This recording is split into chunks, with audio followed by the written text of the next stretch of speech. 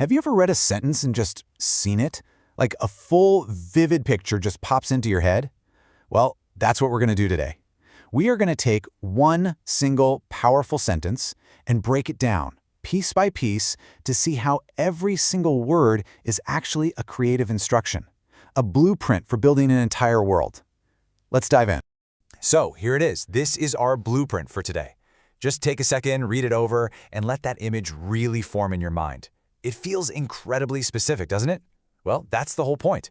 This isn't just a description, it's a very detailed set of instructions for creating a very particular scene. Okay, so to really get how this all works, we're going to deconstruct this sentence just like a production team would. We'll start by looking at it as a cinematic blueprint. Then, we'll build out the stage, we'll meet our star, and finally, we'll step behind the camera to check out the director's choices. Right, let's kick things off with the big idea here. This sentence is way more than just words on a screen.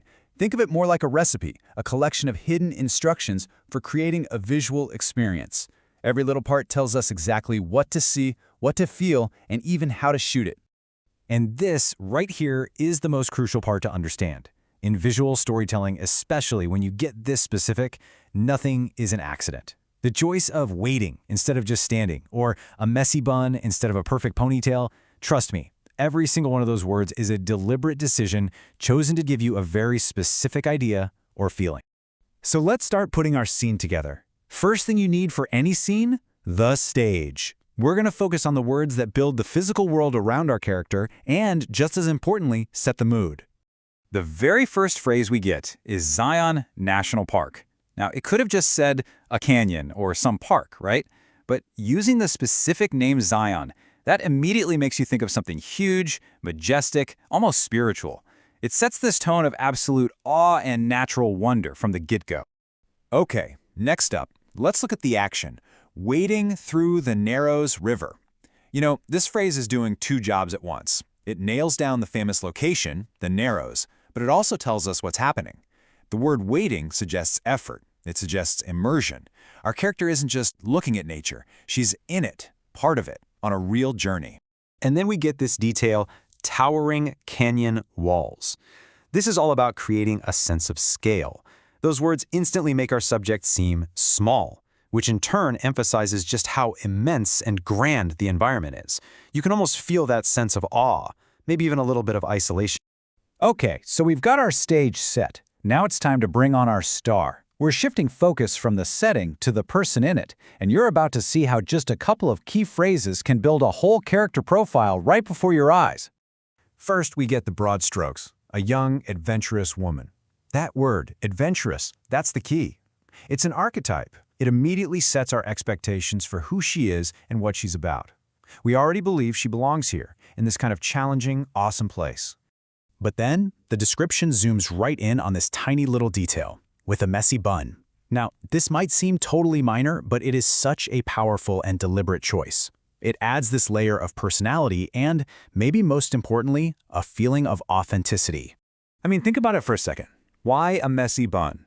Because a messy bun suggests action. It suggests practicality. It says she's not worried about looking perfect. It kind of implies she's been at this for a while, you know? It's a tiny detail that tells a much bigger story about who she is. And then there's this, in a yellow backpack. So what's the purpose of this detail? Well, visually, it's an absolutely brilliant move. In a world full of earthy reds and browns and blues from the canyon, a sudden pop of bright yellow makes her the immediate, undeniable focal point. Your eye just snaps right to her. So let's put it all together. That backpack tells us she's practical and prepared. The messy bun tells us she's active, not just striking a pose. The color yellow makes her the star of the show. And all of that together, it creates this very specific, very relatable adventurer that just feels real. All right, we've got our set, we've got our star. Now for the final piece of the puzzle, the director's choices.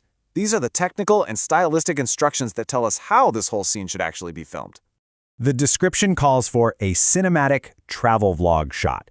Now, at first, that might sound like a bit of a contradiction, right? Cinematic makes us think of something grand, emotional, super high production. Vlog makes us think of something raw, personal, kind of spontaneous. So the instruction is basically to get the best of both, a personal, in-the-moment journey that looks and feels like a big-budget movie. Next, it specifies 4K. This is a purely technical instruction, but it's a really important one. It's a demand for quality. It means we want a super high-definition, incredibly detailed image.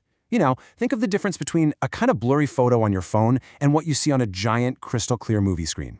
The final product has to feel professional. And to put a number on that, we're talking about over 8 million pixels packed into one single frame. So the instruction here is for just immense visual detail and clarity. And the final instruction is photorealistic. This is really the guiding light for the whole look and feel. The goal is to create an image that looks completely true to life. It's a command to avoid any heavy artificial filters or crazy stylized effects. The idea is that we should feel like we are right there, standing in the river with her.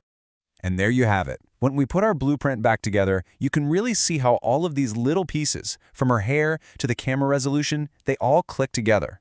They aren't just a random collection of words. They are precise instructions, all building towards one single, unified, and really powerful vision. So we've just seen how every single word in one description can act as a precise instruction, building an entire world from the ground up.